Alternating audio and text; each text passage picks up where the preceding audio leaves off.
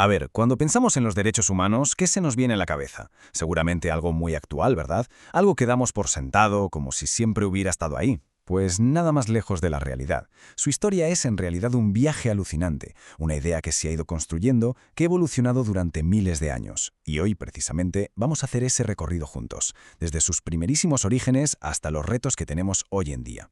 Claro, para entender lo que significan hoy, la pregunta es obligada. ¿De dónde salen? ¿Cuál fue esa primera chispa, ese momento en el que a alguien se le ocurrió que las personas, por el mero hecho de serlo, tenían ciertos derechos? Bueno, pues aquí tenemos un mapa del viaje, por así decirlo, una línea de tiempo que nos da una idea de la escala de la que estamos hablando. Fijaos, empezamos en el 539 a.C. con un cilindro de arcilla, y de ahí saltamos a la Inglaterra medieval, a la Revolución Francesa, hasta llegar a nuestros días, a la era digital. Es un recorrido de más de 2500 años que, como veremos, no ha parado de crecer. Venga, pues vamos a empezar por el principio de todo, por esas primeras semillas, por el origen de este ideal. Mirad esto. Parece una simple pieza de arcilla, pero es mucho más. Es el cilindro de Ciro. Estamos en la antigua Persia. Ciro el Grande acaba de conquistar Babilonia, y en lugar de hacerlo de siempre, ya sabéis, saquear y oprimir, hace algo totalmente revolucionario para la época. Liberó a los esclavos, declaró que cada uno podía tener la religión que quisiera, y lo dejó todo por escrito en este cilindro. Por eso muchos lo consideran, ni más ni menos, que la primera declaración de derechos humanos de la historia. Ahora damos un salto enorme en el tiempo, más de 1500 años, y nos plantamos en la Inglaterra de 1215. Esto que vemos es la firma de la Carta Magna, y esto fue un antes y un después. ¿Por qué? Porque por primera vez se ponía negro sobre blanco que nadie, pero nadie, ni siquiera el mismísimo rey, estaba por encima de la ley. Fue un paso de gigante, el principio del fin del poder absoluto. Y con esas bases llegamos a la que se conoce como la primera gran generación de derechos, un movimiento que nace, literalmente, del fuego de las revoluciones y de las ideas de la Ilustración. Aquí es donde la cosa se pone seria. Todas esas ideas abstractas sobre derechos, de repente se convierten en un proyecto político real y concreto.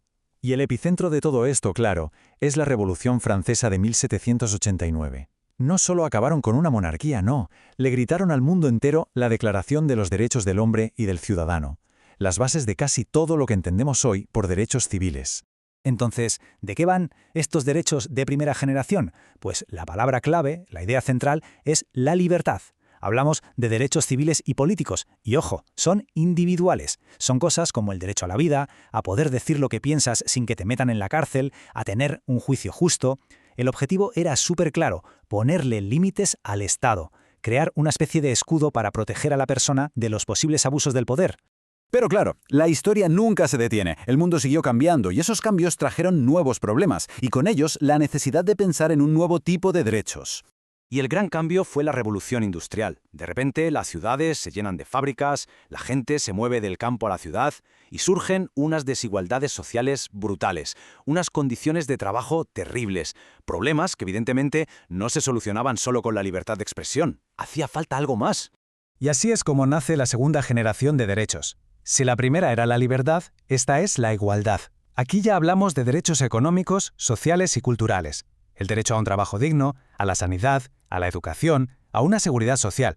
Fijaos en el cambio de mentalidad, es fundamental. Ya no se trata solo de que el Estado te deje en paz. Ahora se le exige que intervenga, que actúe para garantizar unas condiciones de vida mínimas. Pasamos de la protección frente al Estado a exigirle una provisión por parte del Estado. Y entonces llegó el momento más oscuro del siglo XX, la Segunda Guerra Mundial. Los horrores que se vivieron, esos actos de barbarie, como se les llamó, dejaron una cosa meridianamente clara. Esto de los derechos no podía ser algo que cada país decidiera por su cuenta. Hacía falta, urgentemente, un estándar global, algo universal que protegiera a cualquier ser humano, en cualquier parte del mundo. Y la respuesta a ese horror fue esta. En 1948, la recién creada ONU presenta al mundo la Declaración Universal de los Derechos Humanos, un documento que es historia pura, un ideal, un plan de acción para todo el planeta con un objetivo muy claro, que algo así no volviera a pasar, jamás. Superada la guerra, el mundo se fue dando cuenta de otra cosa. Había problemas enormes, globales, que ningún país podía solucionar por sí solo. Pensemos en el medio ambiente, en la paz mundial, y de esa conciencia nace la tercera generación de derechos. Y aquí va un dato que a mí me parece fascinante y que ayuda muchísimo a entenderlo todo. Un jurista llamado Karel Vasak se dio cuenta de que las 3 generaciones de derechos encajaban perfectamente con el lema de la Revolución Francesa, ¿os acordáis? Libertad, igualdad y fraternidad. Pues la primera generación es la libertad, la segunda, la igualdad, y esta tercera que vamos a ver ahora es la fraternidad, que hoy en día llamamos solidaridad. El lema seguía totalmente vivo. ¿Vale? ¿Y qué son estos derechos de tercera generación? Pues son los derechos de la solidaridad o de los pueblos. La clave aquí es que son colectivos. Ya no se centran en el individuo, sino en el grupo. Hablamos del derecho a la paz, del derecho a un desarrollo sostenible o del derecho a vivir en un medio ambiente limpio y sano. Cosas que nos afectan a todos como comunidad, como especie. El objetivo es proteger a colectividades enteras, a la humanidad en su conjunto. Y todo esto nos trae, casi sin darnos cuenta, hasta hoy, al siglo XXI, a una nueva frontera para los derechos humanos que nadie imaginaba hace 50 años, la que ha abierto la tecnología. Es que la irrupción de Internet, de los móviles, de las redes sociales, lo ha cambiado absolutamente todo. Nuestra forma de trabajar, de relacionarnos, de informarnos. Y claro, esta transformación brutal ha traído consigo un montón de desafíos nuevos. Ha creado un nuevo espacio, el ciberespacio, donde también necesitamos que nuestros derechos estén definidos y, sobre todo, protegidos. Y así llegamos a la 4ª generación, los derechos digitales. Todo gira en torno a la tecnología. Por ejemplo, el derecho a poder acceder a Internet, el derecho a que nuestros datos personales estén seguros y no hagan con ellos lo que quieran, o el derecho a controlar nuestra reputación online. El objetivo, como veis, es trasladar la protección de la persona a este nuevo mundo digital en el que ya pasamos tantísimo tiempo. Mirad, para que se entienda perfectamente, vamos a un ejemplo súper concreto, el testamento digital. ¿Alguien se ha parado a pensar qué pasa con nuestros perfiles de redes sociales, con nuestros correos, con nuestras fotos en la nube, cuando ya no estemos?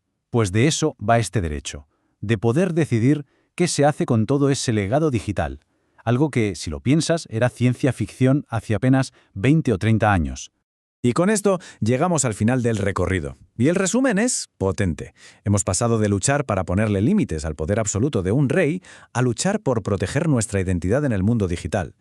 Esta frase, creo, resume a la perfección la increíble evolución de esta idea. Pero, desde luego, el viaje no ha terminado aquí, ni mucho menos. Si algo hemos visto es que los derechos humanos están vivos, que evolucionan constantemente para adaptarse a los nuevos desafíos. Y esto nos deja en el aire una pregunta fascinante, ¿no? ¿Cuál será la 5ª generación? ¿Neuroderechos? ¿Derechos de las inteligencias artificiales? El futuro dirá.